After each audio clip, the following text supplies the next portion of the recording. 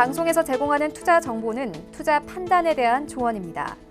방송에서 제공하는 주식의 가치, 가격 상승 및 가격 하락에 대해서는 방송사에서 보장하지 않습니다.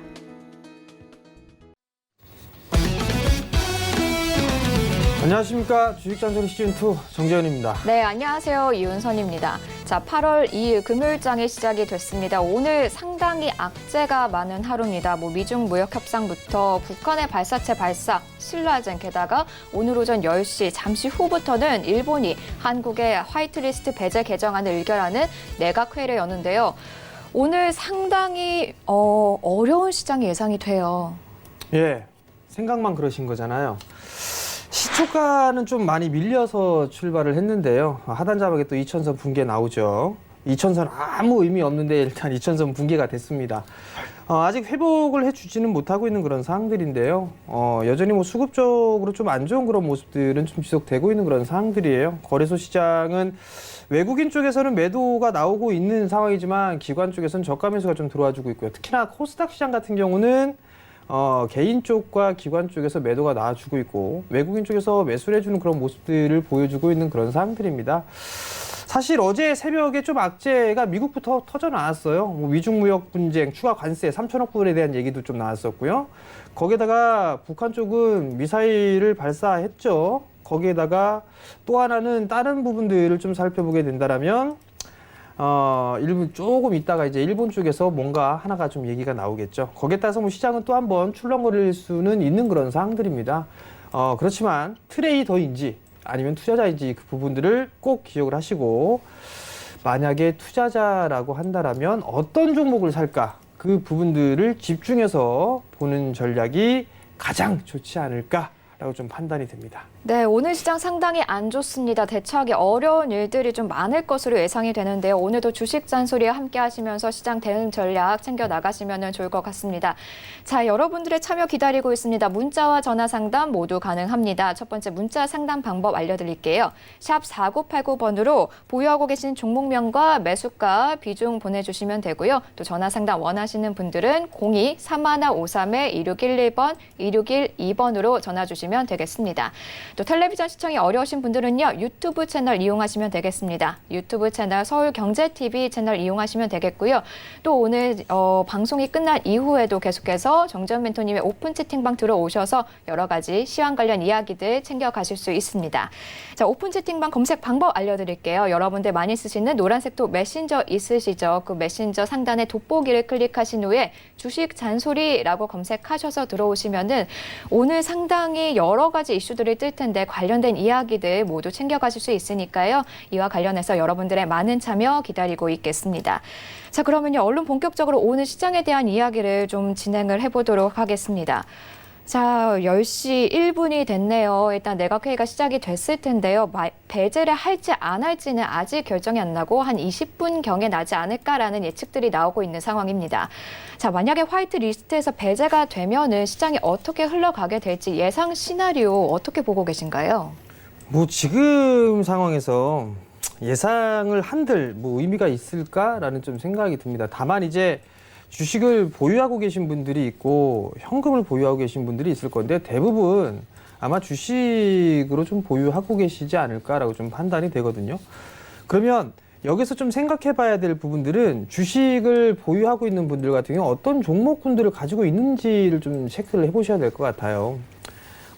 고배당 가치주를 가지고 계신가 아니면 일본 쪽에 있어서의 제재 부분들에 있어서 타격을 가질 수 있는 그런 부분들 예를 들자면 이건 일본도 영향이 좀 있겠지만 여행주 같은 경우들, 항공주 같은 경우들 그런 부분들 같은 경우는 영향이 좀 있겠죠. 그리고 또 하나는 핵심적으로 수입을 해오는 그런 기업들 같은 경우, 섹터들 같은 경우는 조금 피해를 좀 받을 수 있지 않을까라고 좀 판단이 되거든요. 단도직입적으로 보게 되면 지수에 대한 부분들은 여전히 저는 개인적으로 박스권역으로 보고 있어요. 1980 정도 이 언저리에서부터는 박스권역으로 좀 보고 있는 그런 상황들인데 장중에 1989포인트대까지 밀려 내려왔다가 다시 시가를 회복해줬다 다시 밀리고 있는 그런 상황들인데 이 부분들은 예상을 하기엔 좀 애매하지 않을까라고 좀 판단이 되거든요. 그럼 결국에는 지금 시가를 좀 회복을 해주고 있는 그런 모습들로 놓고 봤을 때는 아직까지 좀 관망하는 그런 분위기가 나오고 있지 않는가라고 좀 판단이 되고요. 또 하나 이 환율 차트를 좀 아마 말씀을 좀 드렸을 거예요. 환율적인 부분들을 좀 보게 되면 오늘 시초가 대비해서 밀려 내려오고 있단 말이에요. 지금 시초가가 1196원대에서 시작을 하고 난 이후에 지금 음봉으로 밀려 내려오고 있는 그런 상황들인데 아직 5월달 고점을 넘어서지는 못한 그런 상황들이에요. 그렇다는 얘기는 일단 지켜보자라는 심리가 나오고 있는 게 아닌가라고 좀 판단이 되거든요. 그럼 좀 더 추이를 지켜봐야 되지 않을까. 어찌됐든 간에 이 전고점 자리대를 넘어서게 되면 1230원대까지 갈 수 있으니까 수급적인 부분들은 좀 안 좋아질 수 있다라고 좀 생각을 하면 좋을 것 같고, 결국은 박스예요. 전 개인적으로 박스권역으로 좀 보고 있는 상황이고, 여기서 문제는 정부 쪽에서 얼만큼 발빠르게 대처를 해주느냐, 이 부분들이 관건인 것 같아요. 어제도 말씀을 드렸을 거예요. 뭐 담화가 준비가 돼 있고 뭐 이런 부분들 좋은데 증시에 대한 활성화 대책까지도 진짜 필요하다라는 거. 특히나 이 코스닥으로 좀 자연스럽게 넘어와서 보게 되면 코스닥은 이미 작년 저점을 이탈해 놓은 그런 상황들이에요. 장중에 607포인트대까지 빠졌고 장중에 2%가 넘는 하락폭을 보였었어요. 2.45% 하락해주는 그런 모습들을 보였는데, 감히 말씀을 드리자면 코스닥 시장 붕괴가 되게 되면 아마 중산층도 상당히 급감하는 그런 모습들을 보일 겁니다. 왜냐하면 금리가 낮기 때문에 주식시장으로 많이 들어왔을 거란 말이에요. 그 사람들 대부분 다 손실권역입니다. 그 이유는 정부에서 대책을 내놓지 않았기 때문에 이러한 모습들이 나오고 있거든요. 작년 초에, 연초에 코스닥 활성화 대책을 내놓고 난 이후에 지금 코멘트 한마디도 없어요. 결국 개인들 다 물려있다는 얘기거든요. 그러면 정부에 대한 대책이 필요하지 않나라고 좀 판단이 되고, 특히나 증시 활성화 대책은 무조건 나와줘야 된다라는 거. 일본의 제재가 들어가게 되면 더 출렁거림이 나올 겁니다. 그런 종합적인 대책이 나와줘야 되지 않을까라고 좀 판단이 되고, 코스닥 종목군들을 보유하고 계신 분들이라면 지금 자리에서 매도는 의미가 없다. 왜 그 감히 말씀을 드리냐면 코스닥 시장도 많이 빠져있는 그런 상황들이기 때문에 대체적으로 개인 투자자분들은 심리가 상당히 약해져서 이거 더 빠질 것 같다, 그러한 부분들 때문에 그냥 던지는 그런 우를 범한단 말이에요. 그리고 나서 지나보게 된다라면 그 부분이 거의 바닥권역이었단 말이죠. 오늘 같은 경우도 마찬가지예요. 개인 투자자분들 매도가 나와주고 있는 그런 상황이에요. 지금 상황 자체를 좀 보게 된다라면 지금 코스닥 시장에 240억대 매도가 나와주고 있고, 외국인 쪽 같은 경우는 300억대 매도가 나와주고 있는 그런 매수가 들어와주고 있죠. 결국 이러한 모습들을 놓고 보게 된다면 최근 들어서 이 개인 투자자들의 매도 부분들은 신용잔고에 있어서의 급감, 이 부분들이 영향이 아닌가라고 좀 판단이 되고요. 어찌됐든 간에 종합적인 대책을 마련하게 된다면 수혜주들은 분명히 나올 거고, 대기업들보다는 중소형주들의 수혜가 더 많지 않을까라고 좀 판단이 되거든요. 그리고 또 하나는 일본 규제에 있어서의 그래도 적게 피해를 받을 수 있는 거, 콕 집어서 얘기하면 디스플레이, IT 쪽에 있어서의 특히나 디스플레이 쪽 같은 경우는 일단은 일본의 제재에서 그렇게 크지가 않다. 왜냐하면 반도체나 이런 쪽, 다른 쪽, 뭐 정밀 기계 쪽이나 이런 쪽은 일본 쪽에서 먼저 시작을 해서 넘어왔지만, 디스플레이, 특히나 OLED 쪽 같은 경우는 한국에서 시작했단 말이에요. 그렇기 때문에 소재라든가 이런 부분들의 국산화가 상당히 좀 많이 되어 있는 그런 사항들이에요. 단적인 예를 들어서 증착기 부분들을 보게 되면 캐논 도끼가 거의 세계 시장 점유율 1위를 차지하고 있죠. 거의 독점이죠. 근데 대체할 수 있는 그런 기업들이 국내에도 있습니다. 선익 시스템이라든가 야스라든가 이런 기업들도 증착기에 대한 부분들에서는 국산화 시도가 하고 있고, 실질적으로 삼성과 협력을 하고 있는 걸로 알고 있습니다. 그렇기 때문에 그러한 기업들로 대체를 하게 된다라면 분명히 장비주들 같은 경우 수혜가 없는, 그러니까 일본에 피해가 없는 그런 기업들 같은 경우는 충분히 수혜를 받을 수 있다. 이렇게 좀 보시고 종목별로 좀 접근을 하셨으면 좋겠습니다. 네, 역시나 일본에서 일본의 수출 규제 관련해서 수혜를 볼 수 있는 종목들, 혹은 일본의 수출 규제와 관련이 없는 디스플레이와 IT 쪽을 조금 주목해서 봐라라는 이야기를 좀 해주셨습니다. 자, 그리고 앞서서 오늘 악재가 많다고 했죠. 그 중에 하나가 미국이 중국에 추가 관세를 또 한 번 부과했다는 소식입니다. 장기화될 것이다라고 예상은 했었지만 한 번 더 삐그덕거리는 모양새가 연출이 된 건데요. 현재 환율 어제보다 또 올랐습니다. 1,192원 선에서 거래가 되고 있어요. 어제 2,000원 선이 넘을 수도 있다. 열린 마음으로 바라봐야 된다라고 했는데 정말 계속해서 이렇게 올라가게 되는 걸지. 여기서 짚고 넘어가야 될 건 2,000원이 아니라 200원입니다. 아, 네, 죄송합니다. 200원. 네. 2,000원 가면 큰일 나죠. 1,200원 선대. 어찌됐든 간에 오늘 시초가가 아마 기사에 그 원달러 환율 급등 장중 연고점 부분들 많았을 거예요. 오늘 고점이 1,196원 50전, 약 0.67% 상승한 부분들이 고점이에요. 근데 5월 29일 날 나왔던 게 1,196원 20전이었었거든요. 근데 일단 시초가를 고가로 갭상승 출발하고 난 이후에 밀려 내려오고 있고 다시 1,190원대 이탈이 없이 아래꼬리를 좀 달아주고 있는 그런 모습들인데 냉정하게 얘기해서 저는 1,200원 넘어갈 걸로 보고 있습니다. 이유는 안 올라갈 이유가 없어요. 경기가 겁나게 좋은 것도 아니죠. 기업들의 실적이 어마어마하게 좋은 것도 아니란 말이에요. 환율 전쟁까지 나온다 뭐한다 이런 얘기 나오고 있죠. 그런 상황에서 과연 이 원달러 환율이 워낙 강세로 갈 수 있을까? 수출을 많이 하는 것도 아니고 경기가 호조를 보여주고 있는 것도 아닌데 오히려 침체다 뭐 이런 얘기들이 나오고 있는데 워낙 강세로 갈 이유는 없는 것 같아요.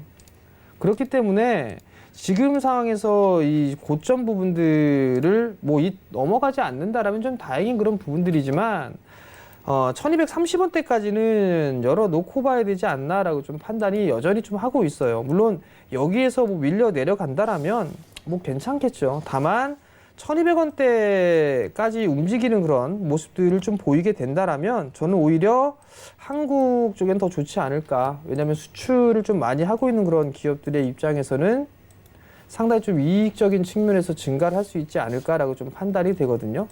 트럼프 대통령이 금리 인하를 하는 그런 부분들에 있어서는 달러를 좀 약하게 진행하기 위함이었었죠. 근데 그 부분들이 아직까지는 안 나오고 있는 그런 상황들이고 그런 면에서 놓고 봤을 때 원달러 환율 워낙 약세 기조가 좀 유지가 되는 그런 모습들을 보이게 되면 당장에서는 외국인 쪽에 있어서 수급이 꼬일 수 있는 그런 부분들은 있겠지만 좀 길게 보게 된다면 저는 한국 기업들에게는 좀 더 이익적인 측면으로 더 돌아서지 않을까라고 좀 판단이 되거든요.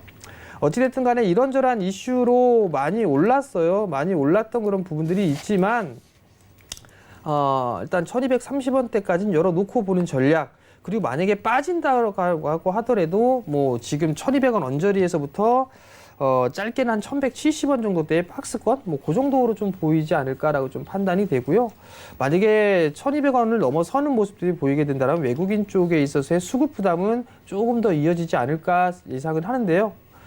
MSCI 중국 A주 편입 부분들 때문에 편출되는 그런 부분들이 있어요. 자금에서 국내에서 한 2조 원 정도 빠져나갈 수 있다.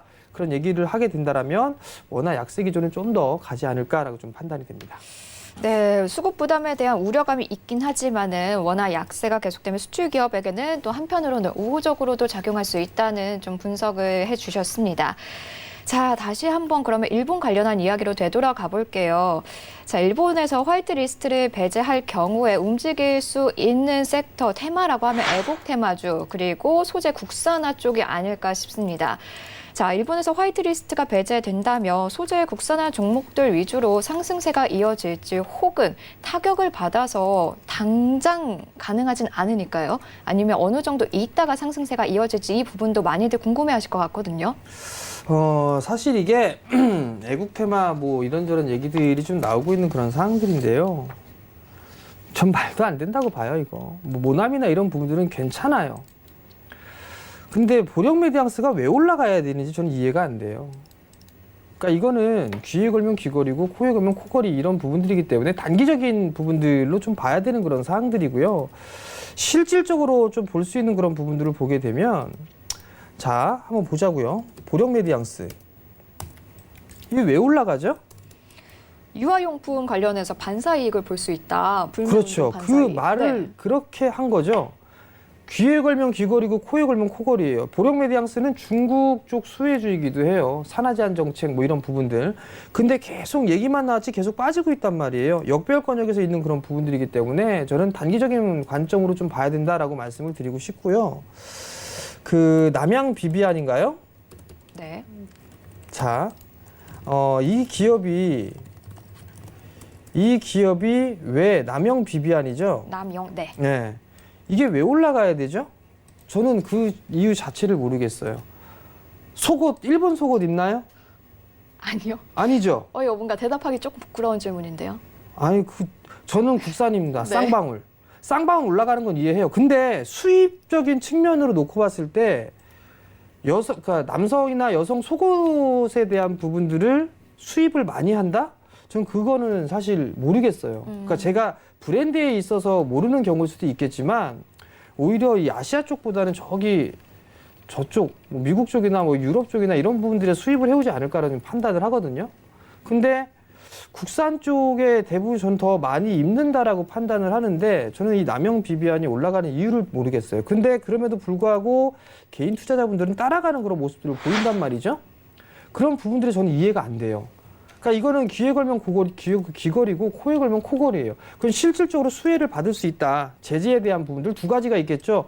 일본에 경쟁을 하는 기업이 거의 국산화가 되어 있는 섹터를 본다든가 아니면 국산화를 하고 있는 그런 기업들 대체적으로 보게 되면 솔브레인 같은 경우는 볼 수가 있어요. 삼성 쪽하고 공급 계약을 하겠다 뭐겠다 테스트를 하고 있다 이런저런 얘기가 나오고 있죠. 그럼 이 불화수소 부분들에 있어서는 솔브레인 같은 경우는 수혜를 받을 수가 있다라는 얘기예요. 그러면 이런 기업들 같은 경우는 오히려 지금 구간에서 많이 떠 있으니까 조정 시에는 매수를 해봐도 되지 않을까라고 좀 판단이 되고요. 그 이외에 이제 다른 종목군들이 있을 거예요. 소재 쪽이나 재료 쪽. 정부 정책도 발빠르게 나와주고 있죠. 세제에 대한 혜택을 준다든가 여러 가지 혜택들이 나와주고 있어요. R&D 투자 쪽을 지원해준다든가 그런 부분들이 있단 말이에요. 그럼 그러한 소재 쪽에 있는 그런 종목군들을 봐도 좋지 않을까. 대체적으로 보게 되면 제가 원익 그룹주들을 좀 말씀을 드렸을 거예요.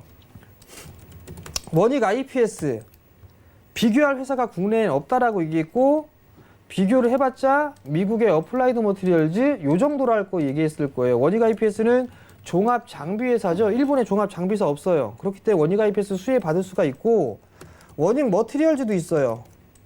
원익 머티리얼즈 같은 경우도 제가 조만간 8월 말에 탐방을 갈 건데 머티리얼즈도 일단 소재 쪽에 있는 부분들이기 때문에 수혜가 있다라고 얘기를 하더라고요. 그래서 어떤 수혜가 있는지 제가 확인을 하려고 원익 머티리얼즈도 가보려고 하는 상황이거든요. 이렇게 수혜를 받을 수 있는 그런 기업들이 곳곳에 있는 그런 사항들이에요. 그렇기 때문에 그러한 종목군들을 보든가 아니면 지금 방송에서 보니까 반도체와 디스플레이 쪽에 대한 얘기들을 좀 많이 하시는데 반도체 같은 경우는 EUV 비메모리 쪽이 가장 큰 문제예요, 사실. 낸드나 디램 쪽 같은 경우는 크게 문제가 되진 않아요. 대체를 할 수가 있어요, 구한다면. 일본이 아니더라도 구하려면 할 수가 있어요. 근데 문제는 EUV 비메모리 쪽에 있어요. 노광 장비 부분들에 있어서 소재가 문제가 되는 거고 디스플레이 쪽 같은 경우는 국내에서 OLED를 시작했던 게 일본이 아니라 한국이었단 말이에요. 손담비가 막 나와서 춤추고 했었잖아요. 아몰레드 막 이런 노래 나오고. 한국에서 시작했단 말이에요. 그렇기 때문에 소재나 이런 부분들은 거의 크게 피해를 받지는 않는단 말이죠.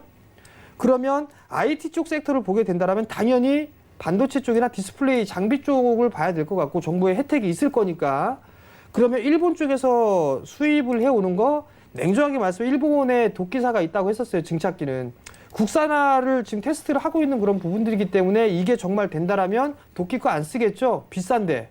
국산 쓰겠죠? 그러면서도 투자는 계속적으로 할 수 있단 말이에요. 그렇기 때문에 디스플레이주들은 계속적으로 봐야 된다는 거 기억을 하시고 선제적으로 소재의 국산화가 되어 있는 그런 기업들은 계속적으로 관심 있게 좀 봐야 된다는 말씀을 좀 드리고 싶습니다. 네, 일본 수출 규제와 관련한 애국 테마주와 그리고 소재 국산화 기업들에 대한 전망에 대해서 조금 대략적인 이야기를 좀 나눠봤습니다. 자, 다시 그러면 오늘 시장에 대한 이야기를 좀 안 하지 않을 수 없을 것 같아요. 일단 오늘 코스피와 코스닥 모두 개파락으로 시작을 한 상황입니다. 코스피 1% 넘게 빠지면서 시작을 했고 코스닥도 1.65% 빠지면서 시작했다가 2.45%까지도 빠졌는데 현재는 그나마 조금이지만 낙폭을 줄여 나가고 있는 상황인데요. 자, 이 정도로 빠지면서 시작을 했다라는 게 사실 더 빠질 수 있었는데 선방을 했다라고 봐야 되는지 아니면은 잠시 후에 그 백색국가 관련한 이야기가 나온 후에 좀 지켜봐야 되는 건지 이 부분도 좀 짚어주세요. 저는 일단 뭐 양쪽에 다 쳤었어요. 북한에 터졌고 미국에서 터졌고 일본 쪽도 하고 있고 일단 뭐 속보 나오는 게 미국 한국 백색국가 제외 의결 시작했다 뭐 이런 얘기들이 나오고 있는데 좀 더 확인을 좀 해봐야 될 부분들인 것 같고요. 우선적으로 보게 되면 시장은 많이 빠져 있는 그런 상황들이기 때문에 지금 이게 저점이다라는 그런 부분들보다도 우선은 좀 관망을 하면서 봐야 되지 않나라고 좀 판단이 되거든요. 그렇기 때문에 이러한 흐름들 같은 경우는 지금 구간에서는 좀 관망하는 자세가 좀 필요하지 않나라고 좀 판단이 되고요. 나는 시장에 있어서 봐야 된다라고 하게 되면 고배당 가치주, 그 다음에 성장주 그런 부분들은 조금 더 체크를 해봐야 되지 않을까라고 좀 판단이 되거든요. 그리고 지수에 대한 부분들보다는 종목에 대한 집중을 하는 게 좀 더 좋다라고 좀 판단을 하고 있어요. 뭐 애국 테마나 소재 쪽이나 이런 부분들은 사실 변동성이 좀 상당히 크게 나오고 있는 그런 상황들이기 때문에 일단 이 부분들 좀 지켜봐야 되지 않나라고 좀 판단이 되고요. 시장의 흐름들 같은 경우는 일단 뭐 수급적으로 좀 봐야 되지 않을까라고 좀 판단이 됩니다. 네, 방금 일본이 결국 한국을 백색 국가에서 제외했습니다. 자세한 소식 보도국의 정찬식 기자에게 들어보도록 할 텐데요. 자, 먼저 어떤 이야기인지 잠시 화면 보고 오시죠.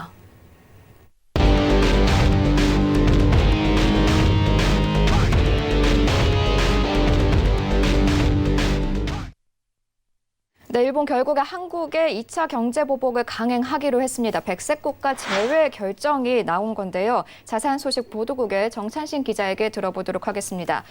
네, 우선 정 기자 지금 속보로 나오고 있죠. 어떠한 상황인지 좀 전해주시죠. 네. 자, 조금 전 일본이 한국을 화이트 리스트에서 제외하는 이 수출 무역 관리령 개정안을 조금 전 처리했습니다. 그러니까 우리 국무회의에 해당하는 이 가의에서 처리한 건데요. 그동안 일본 정부는 미국 중재에도 불구하고 뭐 이에 응하지 않은 채 한국을 백색 국가에서 제외하는 뭐 이런 결정을 할 것이란 방침을 꾸준히 보여왔습니다. 이 한국을 백색 이에 따라서 이제 한일 관계는 이 최악의 파국으로 치달을 것이라는 게 뭐 대체적인 좀 관측인데요. 우리 정부도 맞대응이 좀 불가피해 보이고요. 또 한미 간 경제와 통상뿐만 아니라 이 안보 협력 등에도 영향을 미칠 것으로 예상됩니다. 자, 어제 태국 방콕에서 열린 강경화 외교부 장관과 고노다로 일본 외무상 회담에서도 이 강 장관의 규제 철회 요구에 대해서 이 고노 회상은 일본의 수출 규제가 안보를 이 목적으로 한 것이다라는 이 기존 주장을 되풀이했는데요. 이날 강 장관은 한국이 이 백색 국가에서 제외될 경우 한일 안보의 틀을 검토할 수밖에 없다 이렇게 밝히기도 했습니다. 이는 무슨 말이냐면 한일 이 군사정보 보호협정 파기 가능성을 시사한 것이라고 분석이 됩니다. 자, 한국의 화이트리스트 제외는 이제 오늘 가기를 통과했으니까 세코 히로시게 경제산업상이 서명을 하고요. 또 아베 신조 총리가 연서한 뒤에 나루히토 일왕이 공포하는 절차를 거치게 됩니다. 이때부터 21일 후에 시행이 되니까요. 그러니까 이달 하순 시행되는 겁니다. 자, 오늘 6시 뉴스 플러스에서는 이 화이트리스트 제외와 관련해서 이 금융시장과 우리 경제의 영향에 대해 긴급 진단해보는 시간을 마련했습니다. 네, 알겠습니다. 자, 이어서 주식시장에 어떤 영향을 미치고 있는지도 바로 알아보도록 하겠습니다. 증권부의 양한나 기자 연결했습니다. 네, 양한나 기자님. 네, 여보세요? 안녕하세요. 네, 소식 전해주시죠. 네, 오늘 시황 전해드리겠습니다. 오늘 코스피 지수는 7개월 만에 2,000선이 무너진 상태입니다. 오늘 코스피 지수는 개장과 동시에 전 거래일보다 1% 넘게 떨어지면서 1995.31로 시작을 했는데요. 코스피 지수가 이렇게 2,000선 밑으로 추락하게 된 건 앞서 말씀드렸듯이 올해 1월 4일 이후로 7개월 만에 처음입니다. 어떤 악재가 미쳤나 살펴보면요. 간밤에 미중 고위급 무역 협상이 있었는데 이 미중 무역 협상이 결렬이 됐습니다. 그렇게 되면서 도널드 트럼프 미국 대통령이 중국산 수입품 3천억 달러에 10%의 관세를 부과하겠다고 밝히면서 미중 무역 갈등에 대한 불안감이 다시 고조되기 시작하면서 가장 큰 악재로 영향을 미쳤습니다. 여기에 대해서 오늘 오전 중으로 발표가 되기로 예상이 됐던 일본의 화이트리스트, 한국 배제 발표를 앞두고 또 투자자들의 심리가 위축되면서 증시가 더더욱 뒷걸음질 쳤습니다. 코스피는 지금 현재 전거래일보다 1.04% 하락한 1996.37을 기록을 하고 있습니다. 코스닥 역시 오늘 1% 넘게 급락을 하면서 지금 현재 전거래일보다 1.38% 하락한 613.66을 기록하고 있습니다. 제가 오늘 시황과 관련해서 그리고 앞으로의 증시 전망에 대해서 오전 중에 서상현 키움증권 연구원님에게 간단하게 멘트를 구했는데요. 키움증권에 따르면 오늘 증시 하락세의 가장 큰 영향은 미중 무역 협상 분쟁 이슈가 크다고 합니다. 일본의 화이트리스트의 영향은 그냥 넘어갈 것이라는 전망이 나옵니다. 이미 오늘 오전 중에 이 화이트리스트 배제가 나올 것이라는 부분이 많은 부분이 이제 선반영이 증시에 되어 있었기 때문에 미중 무역 분쟁 이슈가 이제 가장 큰 악재가 됐다는 얘기고요. 시장이 지금 2,000포인트 밑으로 빠졌는데 여기에서 일정 정도 반등을 또 모색할 수 있다는 전망도 나옵니다. 주가가 이렇게 너무 많이 빠져버리면 또 저가 매수세 유입이 들어올 수 있다는 얘기입니다. 현재 금융위기 이전 수치로 돌아가 있는 상황이고 또 이 펀더멘털을 봤을 때 저가 매수 유입의 가능성이 충분히 있기 때문에 반등을 좀 기대를 해볼 수도 있을 것 같습니다. 불확실성이 지금 하나둘씩 해소가 되고 나면요. 9월 중후반부터는 중국 쪽에서도 훈풍이 불어오고 시장에 그때도 반등이 올 것이라고 또 기대를 해도 될 것 같아서요. 크게 더 이상의 추가 하락에 대한 우려는 안 하셔도 좋을 것 같다는 의견이 나옵니다. 감사합니다. 자, 그럼 계속해서 지금까지 양한나 기자와 전화 연결 이어봤습니다. 자, 계속해서 그러면 시장과 관련한 이야기 정재훈 멘토님과 함께 좀 나눠보도록 하겠습니다. 자, 백세국가 배제 이야기 나오면서 장중 코스피 1987원 선까지 조금 급락을 했었습니다. 자, 앞으로 더 빠질지, 앞으로 어떻게 흘러갈지가 정말 오늘 장부터 시작해서 앞으로가 정말 궁금한데요.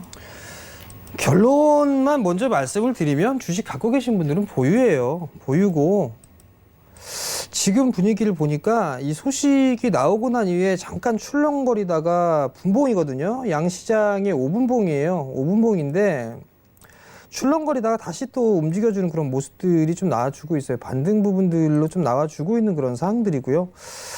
그렇기 때문에 아직까지는 이게 지금 시장에서는 재료 소멸 부분들로 좀 보지 않는가라고 좀 판단이 되거든요.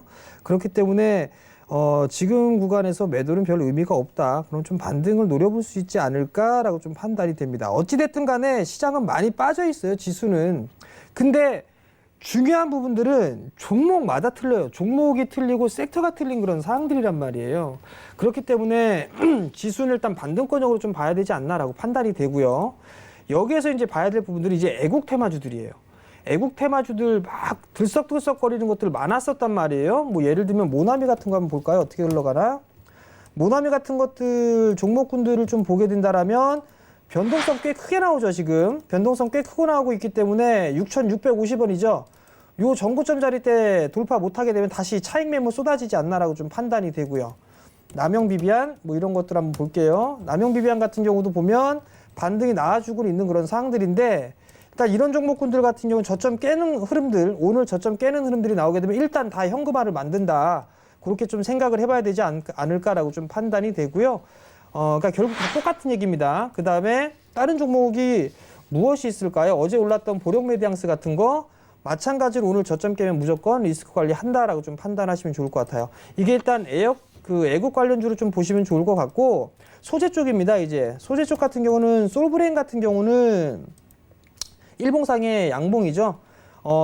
만약에 제외를 하는 그런 부분들이기 때문에 이 세 가지는 일단은 들어가 있어요. 들어가 있는 부분들이고 추후에 얼마만큼 늘어날지 이 부분들은 좀 체크를 해봐야 되는데 소재주 쪽 같은 경우는 핵심 수혜주나 이런 부분들 같은 경우는 올라갈 수도 있는 그런 사항들인 것 같고 IT 소재 쪽 같은 경우는 일단 정부 정책에 대한 부분들 어떻게 나오느냐가 더 플러스 알파가 될 것 같아요. 일단 소재 쪽 같은 경우는 여전히 흐름들은 좀 괜찮고 장비주 쪽의 흐름들도 추후에는 더 훨씬 더 좋아질 가능성이 높은 만큼 이쪽 섹터 위주로 좀 집중을 해서 보는 전략이 좋을 것 같습니다.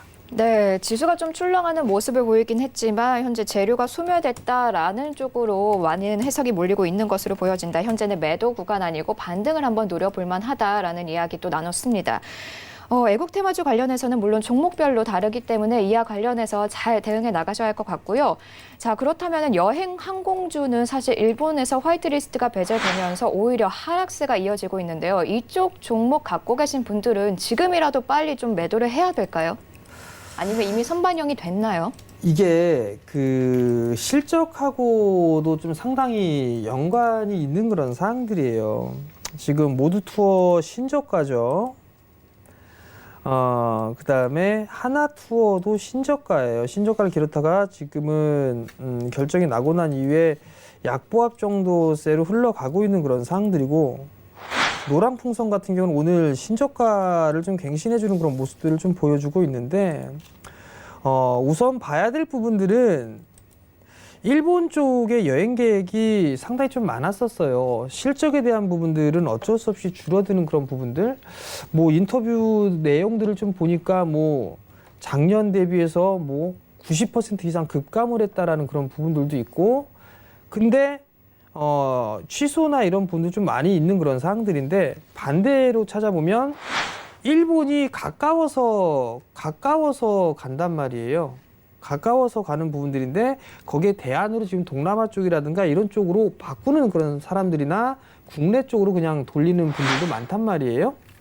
그러면 어느 정도 이제 가격 조정은 반영되지 않았나라고 좀 개인적으로 좀 판단이 됩니다. 지금 자리대에서 매도는 오히려 사실 의미가 없지 않나라고 좀 판단이 되고요. 항공주 같은 경우도 대충 뭐 마찬가지가 아닐까라고 좀 판단이 되거든요. 항공주 같은 경우도 뭐 실적에 대한 우려감 이 부분들도 가중되면서 밀린 그런 부분들이기 때문에 뭐 대한항공 같은 경우는 뭐 어느 정도 저가권역까지 근접을 해놓은 그런 사항들이고 아시아나항공 같은 경우는 뭐 M&A에 대한 그런 부분들이기 때문에 뭐 이거는 넘어가도록 하겠고요. 제주항공 같은 경우도 보게 되면 많이 빠져 있는 그런 사항들이에요. 걸추 바닥권역에 있는 그런 사항들이기 때문에 반등 타이밍을 지금 더 노리는 그런 전략이 좋지 않을까라고 좀 판단이 됩니다. 네, 관련 종목 갖고 계신 분들은 이 가격 전략, 대응 전략 잘 참고해서 성공 투자 기원 드리겠습니다. 자, 또 은근히 또 어제 저희가 안 그래도 화장품 얘기를 하지 않았었나요? 기억이 안 납니다. 아, 그런가요? 네. 자, 일본 화장품이 또 여성들 사이에서는 굉장히 인기를 끌고 있는 몇몇 브랜드들이 있는데 이와 관련해서 화장품주들 반사이익 수혜주로 좀 꼽히고 있습니다. 특히 오늘은 좀 토니모리에 대한 이야기도 있었는데요. 자, 화장품주도 그러면은 반사이익을 받을 수 있을까요? 글쎄요. 제가 이게 화장품은 잘 사실 모르시죠? 그 몇몇 개 SK 뭐 그게 맞죠? 일본 쪽. 네, 맞아요. 예, 그 부분들은 맞는데 요즘에 그 뭐죠? 노노재팬인가? 그쪽 부분들에서 대안 쪽인 그런 부분들이 많더라고요. 화장품을 소개해주고 하는 부분들이. 근데 사실 화장품도 일본보다는 국산이 더 좋지 않나라고 좀 판단이 되거든요. 그렇기 때문에 저는 나름대로의 수혜는 좀 있을 수 있다. 다만 제가 봤을 때는 OEM, ODM 업체들 그런 쪽이 좀 더 좋지 않을까라고 좀 판단이 되고요. 어찌됐든 소비 쪽이나 이런 부분들에 있어서는 수혜는 분명히 있을 것 같아요. 근데 이제 여기서는 코스맥스라든가 뭐 이런 기업들이 있죠. 한국콜마 뭐 이런 기업들이 훨씬 더 좋지 않나라고 좀 판단이 되고요. 코스맥스나 지금 한국콜마나 신저가를 좀 기록을 하고 있는데 마찬가지로 지금 자리대는 매도할 자리대는 아니다라는 거 그 부분들까지도 말씀드리고 싶습니다. 네, 화장품 관련해서 이 브랜드주보다는 OEM이나 ODM 쪽으로 한번 접근해 보시는 것에 대한 이야기를 좀 나눠봤습니다. 자, 일본에서 화이트리스트 제외한 게 금융 조치가 아니다. 한국과의 관계에 영향을 주려는 결정은 아니다라고 했는데요. 참 저는 이 말이 잘 이해가 안 가네요. 글쎄요. 그죠? 알겠습니다. 자, 그러면은 오늘의 또 빠질 수 없는 종목도 하나 좀 살펴보도록 하겠습니다. 자, 신라젠 갖고 계신 분들이 좀 많으실 것 같아요. 팩400 임상 중단 권고의 하한가를 갔는데요. 네, 이와 관련해서 잠시 후에 좀 얘기를 나눠보도록 하고요. 문재인 대통령이 일단 오후 2시에 국무회의를 주재한다고 합니다. 어제도 관련해서 130여 분 동안 회의가 이어졌었는데 오늘 또다시 또 회의를 연다고 합니다. 일본 견제보복 관련이라고 하는데요. 자, 뭔가 좀 대책이 나오면 좋을 텐데요. 뭔가 코멘트를 하겠죠. 뭔가 코멘트를 하실 것 같은데 뭐 강하게 뭐 하겠다, 뭐 꿋꿋하게 대응해 나가겠다, 뭐 이런 부분들이 아닐까라고 좀 판단이 되는데 제가 봤을 때는 아마 종합 대책이라든가 이런 부분들은 분명히 나와줘야 될 거예요. 나와줘야 될 거고 과연 이게 여기에서 어떠한 방향이 나올 거냐 이 부분들이 좀 중요하지 않을까라고 좀 판단이 되거든요. 경제 보복 뭐 예상된 시나리오대로 막 다 진행이 됐던 그런 사항들이고 강경하게 뭐 대처하겠다 뭐 이런 얘기들을 하고 있고 뭐 어제 얘기한 거 보니까 지소미아에 대한 얘기도 뭐 폐기 뭐 이런 부분들 얘기도 나오고 있는데 일단 지소미아는 폐기를 하면은 오히려 한국에겐 더 안 좋지 않을까라고 제 개인적으로 판단을 하거든요. 미국이 필요한 거지 일본이 필요한 부분들은 아니란 말이에요. 그렇기 때문에 오히려 이 지소미아 이 부분들의 폐기나 이런 부분들은 저는 안 될 것 같고요. 안 됐으면 좋겠고요. 그다음에 이제 경제 전반적으로 해서 기업들에 있어서 어떠한 대책이라든가 어떠한 준비를 가지고 어떻게 해결을 해 나갈 거냐 이 부분들이 저는 더 중요하지 않을까라고 좀 판단이 되는데 저는 요번에 한국 이 경제 자체가 상당히 좀 전환점이 되는 계기가 좀 될 수 있다라고 저는 개인적으로는 좀 보고 있는 상황이에요. 왜냐하면 상당히 좀 침체권역에 있는 그런 상황들인데 정부 쪽에서 각각의 이제 지원이라든가 이런 부분들 대책적인 부분들이 나오면서 중소기업이 커갈 수 있는 그런 환경을 좀 만들 수 있다라고 좀 판단이 되거든요.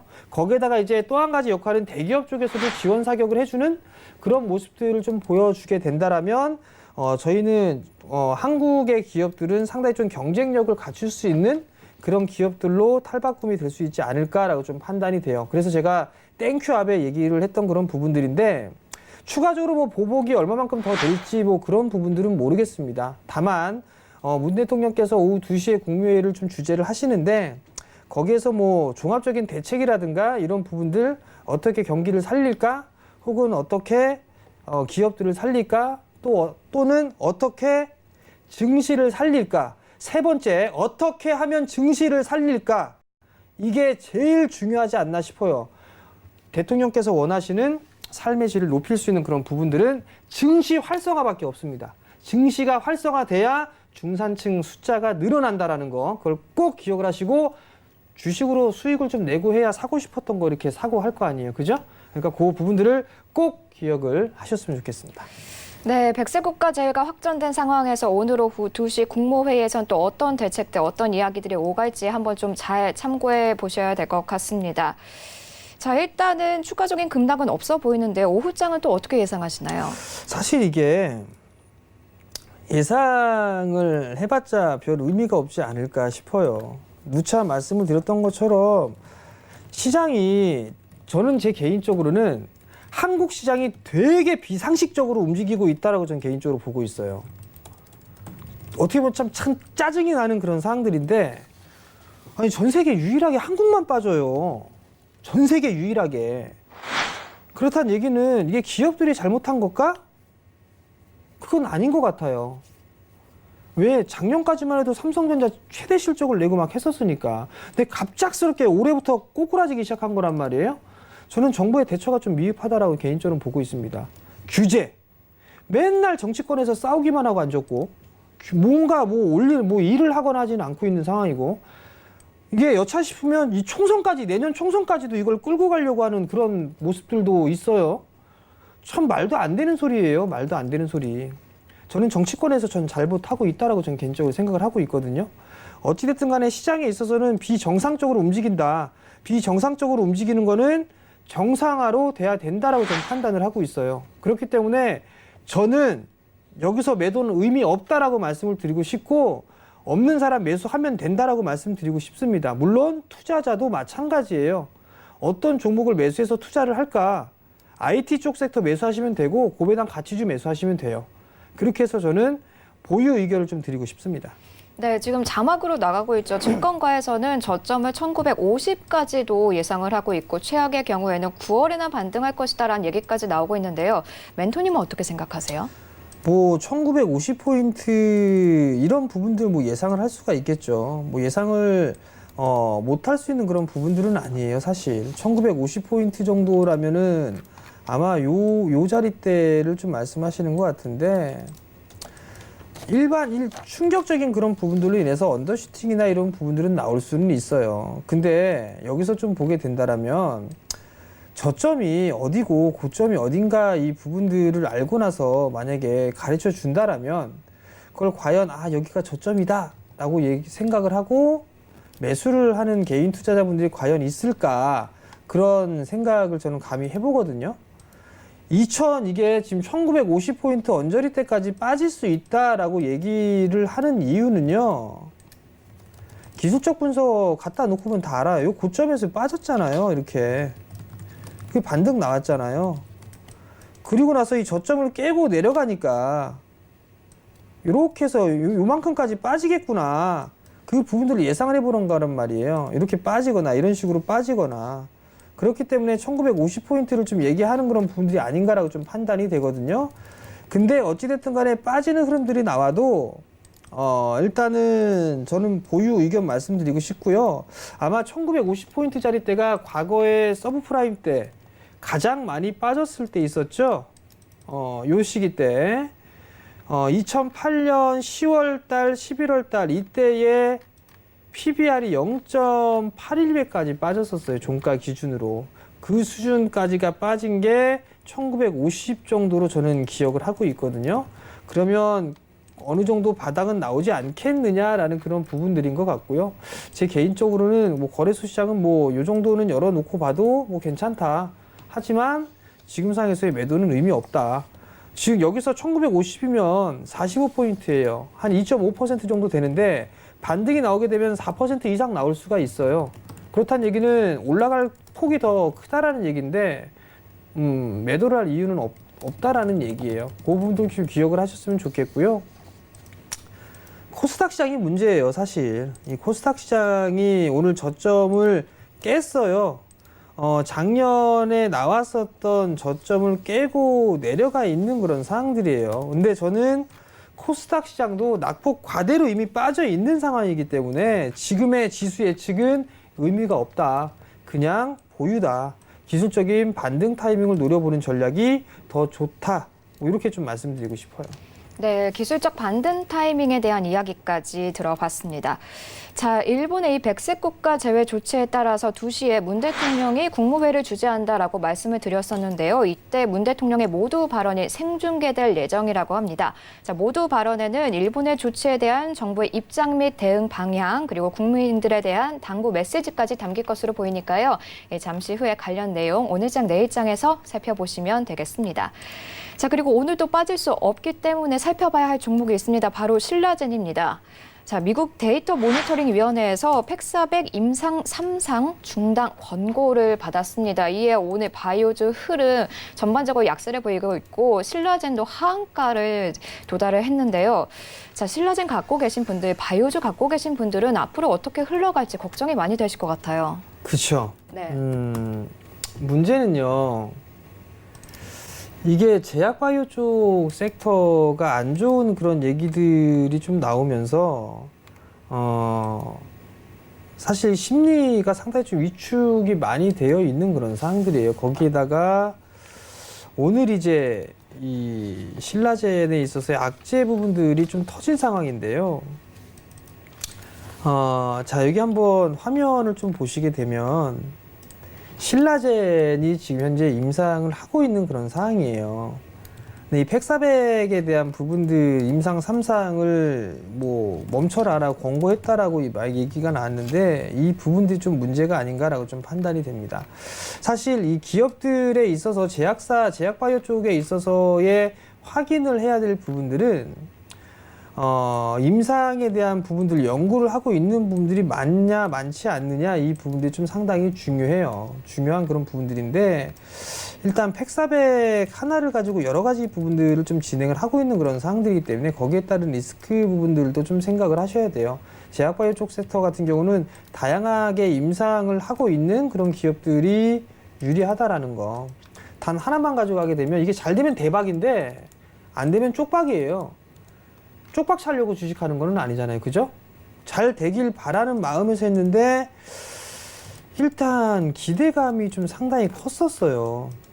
근데 정말 기대감이 컸다라면 이걸 넘어가줘야 되지 않을까라고 좀 판단이 되는데 넘어가진 못했고 어찌됐든 간에 지금 가격 제한폭이 시초가예요. 점화로 출발을 했는데 다른 제약사들, 제약바이오 쪽까지도 영향을 좀 받고 있는 그런 사항들이에요.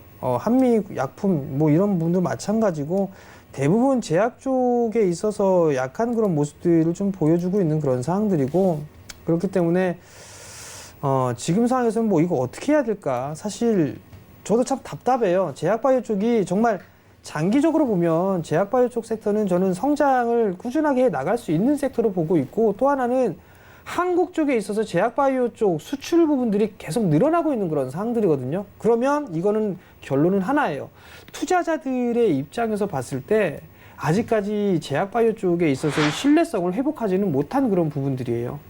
그렇기 때문에 일단 뭐 수급적으로 안 좋다라고 좀 보시면 좋을 것 같고 제약바이오 쪽 같은 경우는 일본 규제나 이런 부분들에 있어서 전혀 영향이 없다라고 좀 얘기를 하고 있습니다. 그렇기 때문에 오히려 수혜주로도 좀 부각이 될 수도 있다. 뭐 그런 좀 생각을 하시고 봐야 될 것 같고요. 장기적인 부분들이 아니라면 일단은 반등시마다 좀 줄여보는 전략 좋을 것 같고 신라제는 사실 이게 오늘 호가가 1,300만 주나 쌓인 걸로 봐서는 당분간 회복하기는 좀 힘들지 않을까 그런 좀 생각이 듭니다. 그렇기 때문에 추가 매수나 뭐 그런 부분들은 자제를 좀 하셨으면 좋겠다라는 좀 말씀도 드리고 싶습니다.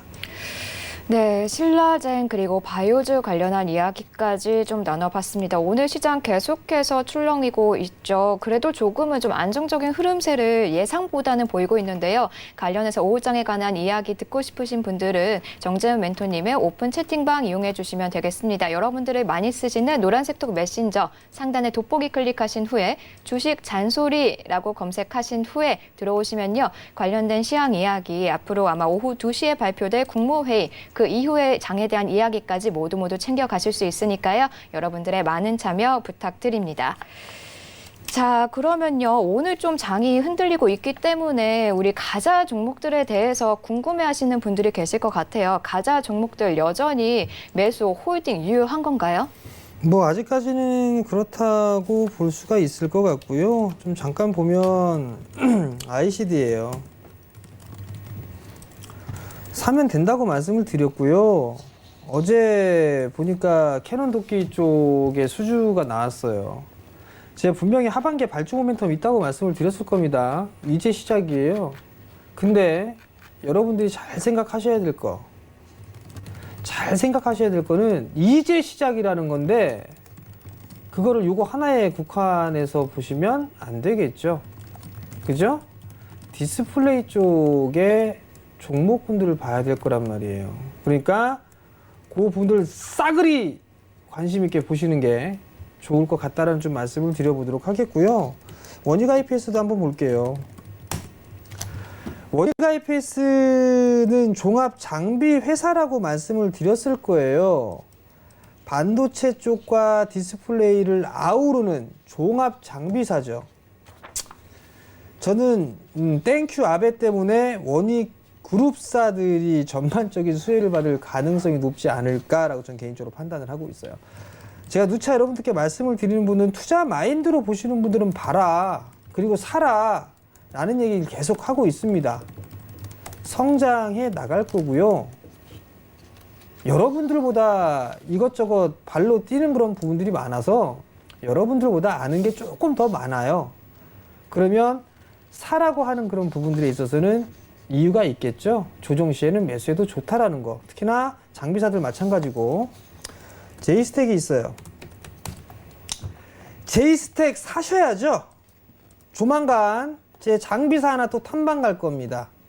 탐방 갈 건데 이게 탐방 간다는 얘기 하죠. 회사 괜찮으면 탐방 노트 여러분들께 드리도록 할 건데, 자, 제이스택 왜 사야 될까요? 삼성 쪽에서 컨퍼런스 콜을 했을 때 확정된 거 없다라고 얘기했어요. 진짜 없을까요? 제가 대놓고 물어보고 싶어요. 진짜 없냐고. 그러면서 LCD 라인에는 공장을 가동을 멈췄어요. 그럼 그거 갈아서 뭐 없나요? 뭐 할 건가요, 거기다? 장비, 반도체 장비 만들까요? 추가 설비 투자 들어간다는 얘기예요. OLED 추가 들어간다라는 얘기입니다. 설비 투자 시작한다라는 얘기예요. 그러니까 사셔도 된다라고 말씀을 드리는 거고, 대면적 들어가잖아요. 대면적 들어가는 거에 트랙 레코드는 국내 제이스택밖에 없어요. 그러니까 사시라고 말씀을 드리는 겁니다. 즉 투자 마인드로 보실 분들은 봐라. 과거에 16년도 사이클 때에 얼마만큼 됐는지를 봐라. 그 말씀을 드리는 거예요. 단타 치려고 여러분들께 제가 방송 나와서 단타 치세요라고 말씀드린 적 한 번도 없을 거예요. 그리고 여러분들한테 엄한 종목 말씀드리지는 않았을 거예요. 투자가 진행이 될 수 있으니까 말씀을 드리는 거고, 여러분들보다 조금 더 많이 아니까 이런 종목 사서 모아도 좋다라는 얘기예요. 다시 한번 강조드리지만 투자하실 분들은 사셔도 좋다라는 거 기억을 하셨으면 좋겠습니다. 네, 가자 종목들 역시나 성장성이 있다. 내년에 먹거리로 기대해 볼 만한 종목들이다. 라면서 원익 IPS와 제이스택까지 좀 살펴보는 시간이었습니다.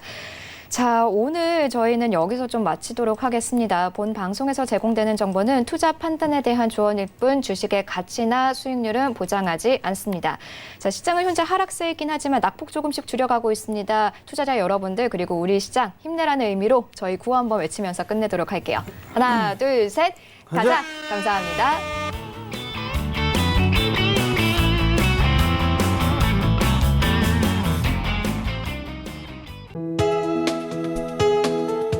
방송에서 제공하는 투자 정보는 투자 판단에 대한 조언입니다.